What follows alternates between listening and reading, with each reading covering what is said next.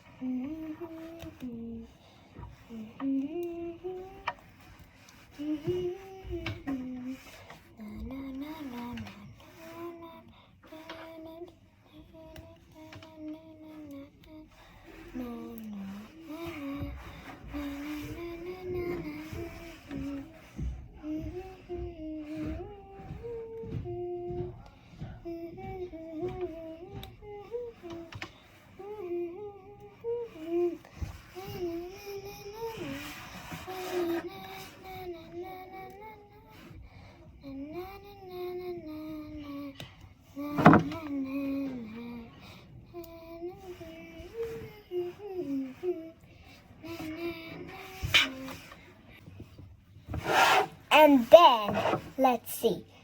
Look here, like this. It's the hand, like my hand. When it's like this, put the end of it inside like this. And then you hold and put the other one also. So here, and when you're finished with that, it will just look like this.